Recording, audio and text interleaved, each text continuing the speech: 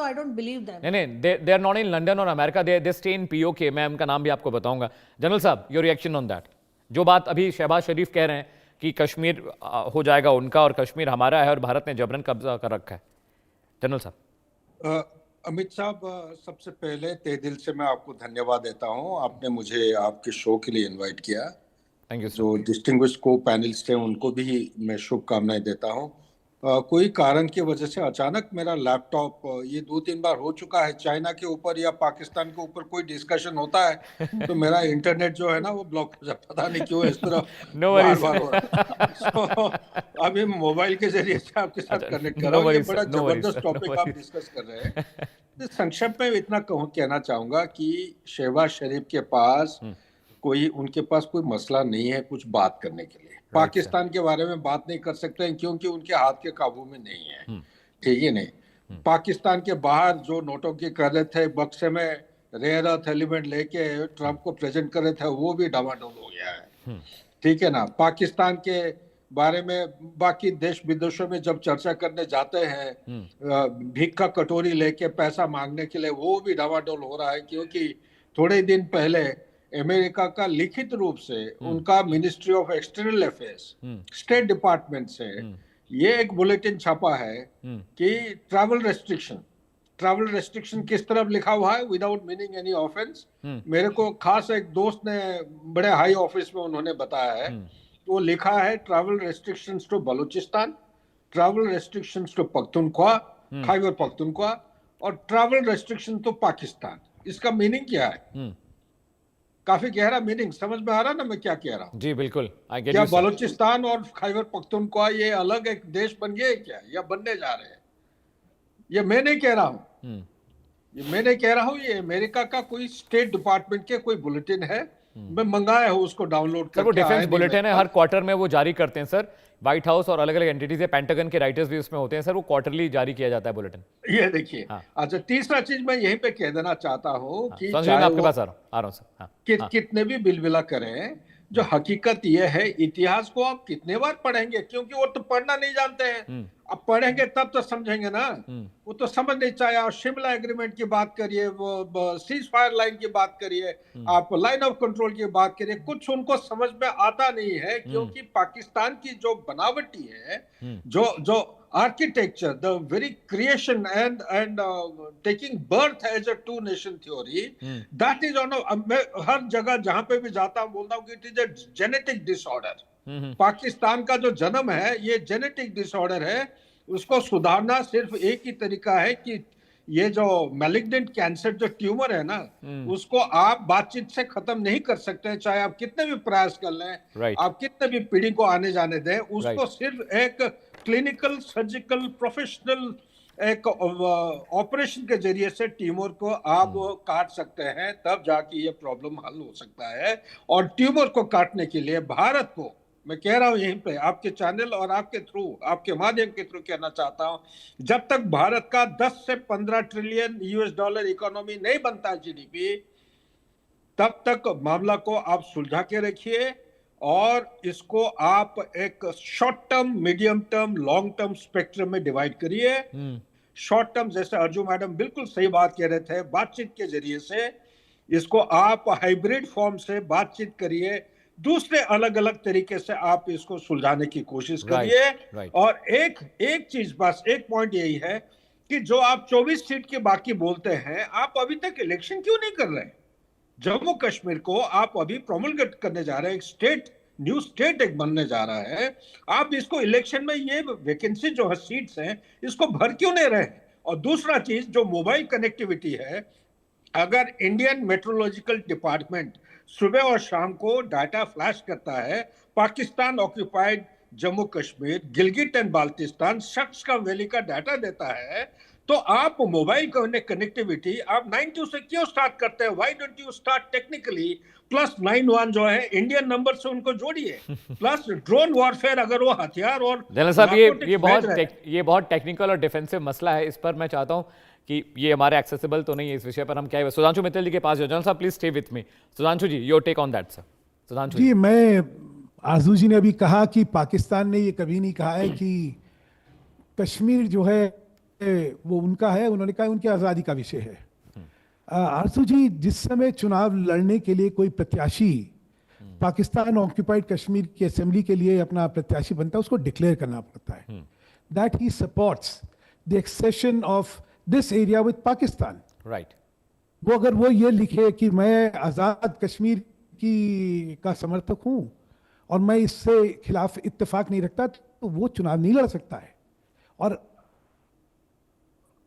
जो शहबाज शरीफ साहब अभी कह रहे थे कि कश्मीर के लोग, तो मेरे कहना कहीं कहते कुछ है करते कुछ है। एक तरफ तो आप ये डिबार करते हैं कि कोई जना अगर कश्मीर की आज़ादी की बात करे वहां पे तो वो चुनाव नहीं लड़ सकता, और दूसरी तरफ आप कहते हैं कि उनके लोग जो है आज़ादी की मतलब उनको स्वतंत्रता है। ऐसे कैसे बात करते हैं आप? आपके जो कार्य है और आपकी जो कथनी है, करनी और कथनी हम कहते हैं ना, आपकी करनी और कथनी में बहुत फर्क है। राइट। इसलिए ही पाकिस्तान के पास मॉरल अथॉरिटी इन चीजों की नहीं रहती है। आपको सोचना पड़ेगा। आज वैसे मैं आपकी बात से वाकई इत्तेफाक रखता हूं कि जो स्थिति ऑक्यूपाइड कश्मीर की है वो तो पूरे पाकिस्तान की है, और इसलिए पाकिस्तान के लिए मतलब हिंदुस्तान जो है एक एस्पिरेशनल स्टेट है। वो हमें देख के एस्पायर करते हैं कि ये समृद्धि हमारे यहाँ भी आए, इसमें कोई बुराई नहीं है, लेकिन हमें आपका पाकिस्तान नहीं चाहिए। हम वैसे उसके बिना खुश है। हमें तो जो आपने कब्जा कर रखा है, कश्मीर, तिल्किस्तान और आज़ाद कश्मीर जिसको आप कहते हैं, जिसको हम अनधिकृत कश्मीर कहते हैं, उसको हम लेंगे। अब लेंगे, कब लेंगे, ये अलग विषय है, लेकिन वो हमारा है था। और मैं तो आपको कहा ना, हमने तो अपने यहाँ असेंबली में उसका रिजर्वेशन रखा है, क्योंकि हम मानते हैं वो हमारा है जी। अगर हमने उसको अपना नहीं माना होता, और उसका रीजन मैंने आपको बताया कि महाराजा हरि सिंह ने ट्रीटी जब करी, जब accession, instrument of accession sign करा 26 अक्टूबर को, उसके बाद पूरा कश्मीर हमारा है। और यूएन रेजोल्यूशन की दुहाई देने वालों, पहले यूएन रेजोल्यूशन पढ़ तो लीजिए। उसका पहला अंक जो है वो ये कहता है कि ये कबायली जो हैं कश्मीर को खाली करके वापस जाएंगे, क्योंकि अनधिकृत था ये रेजोल्यूशन का पहला पार्ट है। आपने करा क्या? फिर वही मैं कहता हूं, कथनी और कथनी का फर्क है। आप कहते कुछ और है और यूएन रेजोल्यूशन को मानते भी नहीं है। आप शिमला समझौता भी करते हैं, फिर उसको नहीं मानते कि इसका अंतर्राष्ट्रीय हल होना चाहिए। आप शर्म एल शेख में जाके कहते हैं कि साहब ये अंतर्राष्ट्रीय मध्यस्थता होनी चाहिए। आप यूएन में जाके कहते हैं, तो कम आचरण में ईमानदारी जरूर बरतनी चाहिए। बाकी पाकिस्तान ऑक्यूपाइड कश्मीर में आपने टेररिस्ट सेल्स को वहां बना दे रखी है, उसको लॉन्चिंग पैड बना रखा है, जिसकी वजह से उसमें आतंकी हमले हिंदुस्तान में करने की कोशिशें हुई हैं, जिनको नाकाम भी करा गया है, जिनके दुष्परिणाम भी निकले हैं। और ऑपरेशन सिंदूर इसीलिए करा गया ताकि आपको हिंदुस्तान की नीयत और हिंदुस्तान के कार्य के बारे में अंदाजा हो जाए। ठीक है, हम इसको सहने वाले नहीं हैं। Point taken. आरजू काज़मी, एक नया मैप जारी किया अमेरिका ने, आप very sure you might have seen that. उसमें जो पीओके वाला हिस्सा इलाका है, पाक ऑक्यूपाइड कश्मीर वाला, उसको भी अमेरिका ने भारत में दिखा दिया है। अब सवाल ये है कि भारत से अमेरिका के रिश्ते कुछ पिछले 2-4-5 महीनों थोड़ा सा ऊपर नीचे हो रहा है, लेकिन पाकिस्तान के हुक्मरानों की आवागत वहाँ पर जो वेलकम हुआ, रॉयल डिनर के लिए मुनीर साहब को आमंत्रित किया गया, कई राउंड्स लगे, और ट्रम्प साहब बहुत सारा इन्वेस्टमेंट भी कर रहे हैं पाकिस्तान के मुख्तलिफ इलाकों में। इस मैप को लेकर पाकिस्तान में किस तरह की हलचल है, क्या रिएक्शंस हैं? आप उसको तो हमारा बता दिया उन्होंने, पीओके को। नहीं, देखिए हमारे यहाँ ऑलरेडी इतने इश्यूज चल रहे हैं, चाहे वो केपीके के हों, चाहे वो बलूचिस्तान के हों, कि ये मैप वगैरह से हम इतने ज़्यादा जो है वो इफेक्ट नहीं पड़ता हमें, क्योंकि ये तो करता ही रहते हैं। मैप आपको पता है एक ज़माने में चाइना को के साथ कई भारत के हिस्से दिखा दिए गए थे, उस पर एक हंगामा हो गया था। फिर यहाँ पे कश्मीर जो है वो आपका दिखा देते हैं, तो ये तो चलता रहता है। लेकिन बात सारी ये है कि कोई भी स्टेट, जैसे अभी मुझसे पहले जो सर बात कर रहे थे कि कोई भी स्टेट होगी तो सर वो तो अपने लोगों को किसी और कंट्री का नाम नहीं लेने देगी। अब अगर आपके कश्मीर में कोई कहे कि जी पाकिस्तान के साथ मिल जाएंगे या अलग हो जाएंगे तो जाहिर है उसके ऊपर एक्शन होगा।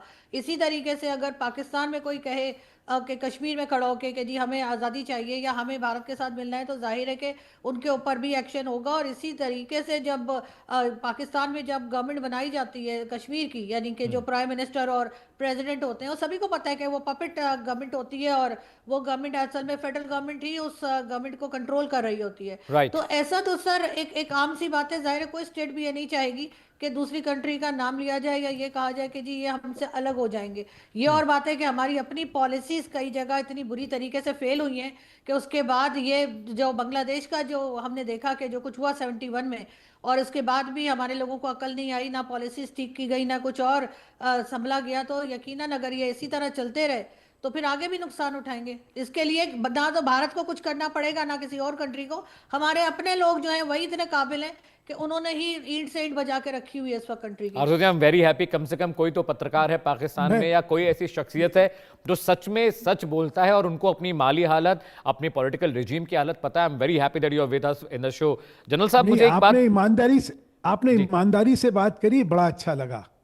क्या होता है कि चर्चा इसलिए विफल होती है क्योंकि ईमानदारी नहीं होती है। नहीं आरज़ू जी हमेशा ऐसे बात करते हैं, वो डिबेट में लड़ाई कभी नहीं करती हैं। मैं उनको बहुत वक्त से देख रहा हूं, she never fights in debate, never. नहीं, लड़ाई तो एक चीज हो गई, लेकिन सत्यता जो है उसको सत्यता को सामने रखना, ये इसके लिए बड़ी हिम्मत चाहिए होती है। और मैं इनका इस मामले में मुरीद हूं कि इन्होंने ईमानदारी से बात रखी।